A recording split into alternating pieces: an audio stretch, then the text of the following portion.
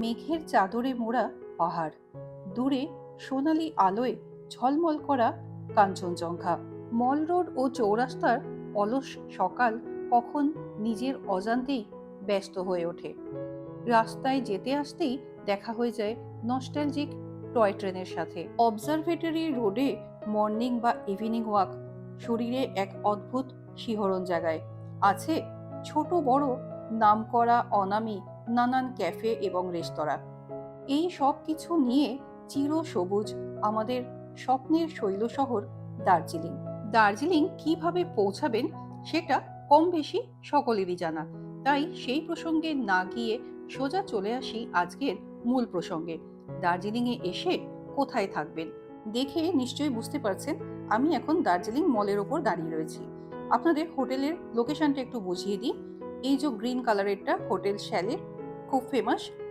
তার ওই পাশে রয়েছে ফিয়েস্তা, সোজা রয়েছে ফাউন্টেন, আর তার ঠিক এই বাঁ দিকে বসার যে জায়গাগুলো রয়েছে ঠিক তার পাশেই রয়েছে আমাদের এবারের ঠিকানা হোটেল জলি ইন, যেটা এই যে মল থেকে কিন্তু পরিষ্কার দেখতে পাওয়া যায়।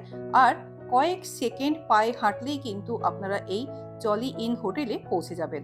মানে 2 মিনিট বা 1 মিনিটের হাঁটা পথ নয়, কয়েক সেকেন্ড হাঁটলেই কিন্তু আপনারা সোজা মলে চলে আসবেন হোটেল জলি ইন থেকে। তাহলে চলুন এবার হোটেলটা আপনাদের একটু দেখিয়ে দিই। আমাদের রুম ছিল রিসেপশনের ফ্লোরে, মানে একদম রোড লেভেলে, আর বাকি রুমগুলো রয়েছে নিচের দিকে। তো এই হচ্ছে পুরো রিসেপশন এরিয়া। হোটেলে ঢুকলেই আপনারা প্রথমেই এই রিসেপশন এরিয়াটা দেখতে পাবেন। রিসেপশনের ঠিক পেছনেই ছিল আমাদের রুমটা। চলুন আপনাদের একটু রুম ট্যুর দিয়ে দিই। আমাদের রুম নাম্বার ছিল 101। চলুন ভেতরে যাওয়া যাক। এই হচ্ছে রুম। ঢুকেই ডান হাতে একটা বড় আয়না রয়েছে, সামনে টেবিল রয়েছে, জলের জগ গ্লাস সবকিছু দেওয়া রয়েছে। এই সাইডে বড় একটা ওয়ার্ড্রব রয়েছে, এখানে লাগেজপত্র সবকিছু রাখা যায়। একটা বসার চেয়ার দেওয়া রয়েছে। এই হচ্ছে বেড, ডাবল বেড, তবে 3জন কিন্তু অ্যাডজাস্ট করে নেওয়া যায়। আর রুমটা কিন্তু বেশ স্পেশিয়াস। এদিকে বড় একটা কাঞ্চনজঙ্ঘার ছবি দেওয়া রয়েছে, টিভি রয়েছে। আর বেস্ট পার্ট হচ্ছে এই পুরো ওয়ালটা জুড়ে বড় একটা কাচের জানালা রয়েছে, যেখান থেকে দারুণ ভিউ পাওয়া যায়। যদিও এখন পুরোটাই সাদা হয়ে রয়েছে, কিন্তু দারুণ এখান থেকে আমরা ভিউ পেয়েছিলাম, সেটাও আপনাদের দেখাচ্ছি। তার আগে চলুন একটু ওয়াশরুমটা দেখিয়ে দিই। এই হচ্ছে washroom, western toilet, geyser, wash basin সবকিছুই রয়েছে। আর বাথরুমটা কিন্তু যথেষ্ট স্পেশিয়াস, একদম ছোট্ট ঘিঞ্জি বাথরুম নয়। আর এই হচ্ছে রুমের জানালা দিয়ে বাইরের ভিউ। রাত্রে আকাশ পরিষ্কার থাকলে বুঝতেই পারছেন কি দারুণ একটা ভিউ পাওয়া যাবে এখান থেকে। যাই হোক, বেশ জোর খিদে পেয়েছিল। হোটেলের ঠিক পাশেই একটা রেস্টুরেন্ট রয়েছে, সেখানে চলে এলাম লাঞ্চ করার জন্য। চাইনিজ আইটেম তাড়াতাড়ি পাওয়া যাবে, সেজন্য আমরা ফ্রাইড রাইস এবং চিলি চিকেন অর্ডার করেছিলাম। খাবারের টেস্ট কিন্তু বেশ ভালো ছিল। তো এখানে লাঞ্চ সেরে আমরা সোজা মলে চলে এলাম। এখন সময় বিকেল 4টে। মল কিন্তু বেশ জমজমাট হয়ে উঠেছে। আর আমার কন্যা যেখানেই ঘোড়া দেখে সেখানেই ওনাকে ঘোড়ায় চড়তে হয়। তো মলে আপনারাও এই হর্স রাইড করতে পারেন। পার হেড 100 টাকা।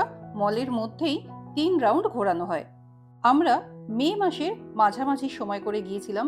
বৃষ্টি না পেলেও এইরকম কুয়াশা ঢাকা ওয়েদার পেয়েছিলাম, আর তার সাথে ছিল জমিয়ে ঠান্ডা। এই যে দেখতে পাচ্ছেন, এটা হচ্ছে মহাকাল মন্দিরে যাওয়ার রাস্তা। সকালের দিকে অথবা বিকেলে মহাকাল মন্দির দর্শন করে আসতে পারেন, বেশ ভালো লাগবে। আর দার্জিলিংয়ে এলে এই অবজারভেটরি রোড দিয়ে হাঁটা তো মাস্ট। এই মায়াবী রাস্তা সব সময় শিহরিত করে। প্রচুর বাংলা সিনেমা, ওয়েব সিরিজের শুটিং কিন্তু এই রাস্তায় এবং অবজারভেটরির সামনে হয়ে থাকে।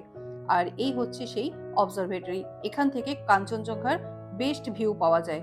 যদিও আমরা ভিউ পাইনি, পুরোটাই এরকম মেঘে ঢাকা ছিল। বেশ কিছুক্ষণ সময় অবজারভেটরিতে এবং মলে কাটিয়ে কিছুক্ষণের জন্য রুমে এলাম। মলের পাশে থাকার সুবিধা হলো এটাই, যখন খুশি রুমে চলে আসা যায়, আবার মলে চলে যাওয়া যায়। সন্ধে হয়ে গেছে।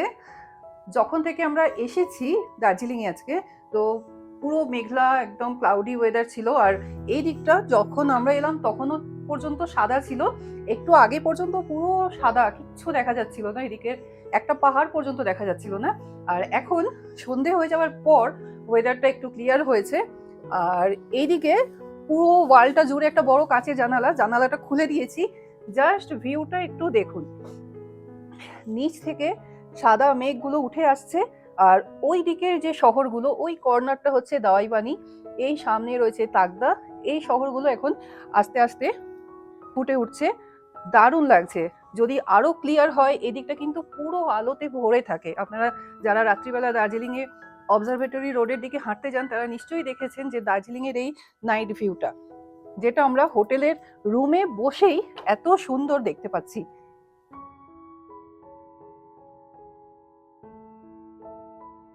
এবারে দার্জিলিং এর সন্ধেটা পুরোটাই মলে কাটাবো, আগে থেকেই ঠিক করে রেখেছিলাম। তাই সন্ধ্যের পর সোজা গিয়ে ঢুকলাম ফিয়েস্তাতে। এখানকার অ্যাম্বিয়েন্স জাস্ট অসাধারণ। এখানে লাইভ মিউজিকের ব্যবস্থা রয়েছে। জমজমাট সন্ধে কাটাতে চাইলে এখানে চলে আসতে পারেন।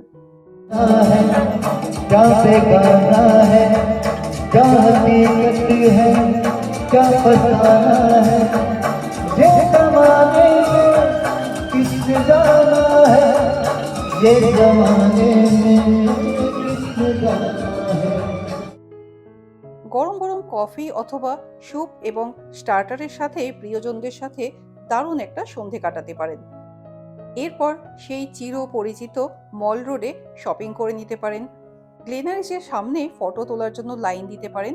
আমরাও এই সব কিছু করতে করতে যখন হোটেলের রুমে ফিরলাম, তখন রাত 10:30।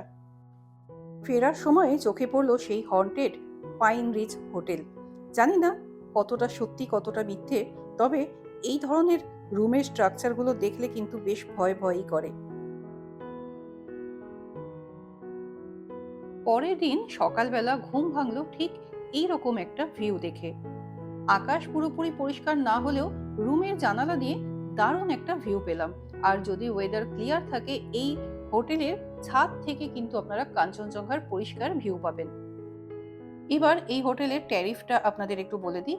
যেহেতু এটা একদম প্রাইম লোকেশনে অবস্থিত, তাই সিজনে এখানকার ভাড়া 4 থেকে 4,500 টাকা থাকে এবং অফ সিজনে সেটা 3,500 পর্যন্ত হয়ে যায়। স্ক্রিনে দেওয়া নাম্বারে যোগাযোগ করে আপনারা কন্ট্যাক্ট করে নিতে পারেন।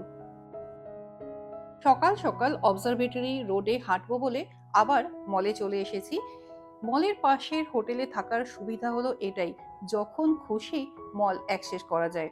এই প্রথমবার আমরা দার্জিলিংয়ে এত রাত পর্যন্ত মলে ছিলাম, প্রায় রাত 10:30, যেখানে অন্যান্য বারে আমরা 7টা থেকে 8টার মধ্যে রুমে ঢুকে যাই।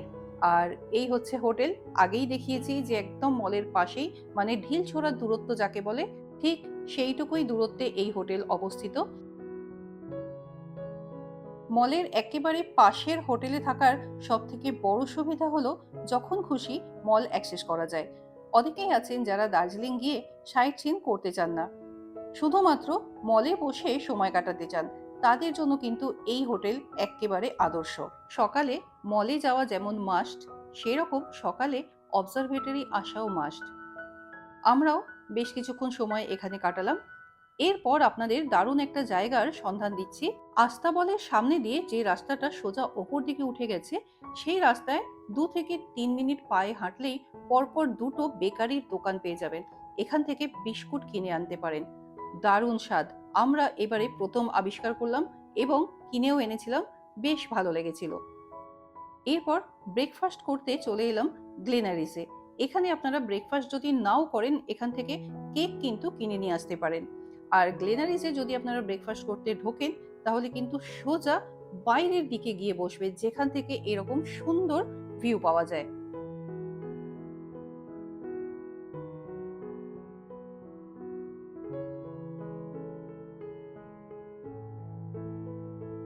এখানে ব্রেকফাস্টের প্রচুর অপশন রয়েছে, আপনারা নিজেদের পছন্দ মতো অর্ডার করে নিতে পারেন।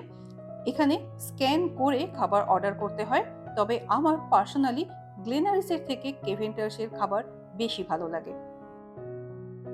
দার্জিলিংয়ে গিয়ে সাইট সিন না করে এইরকম অলসভাবে 2টো দিন নিজের মতো করে কাটাতে পারেন, বেশ ভালো লাগবে।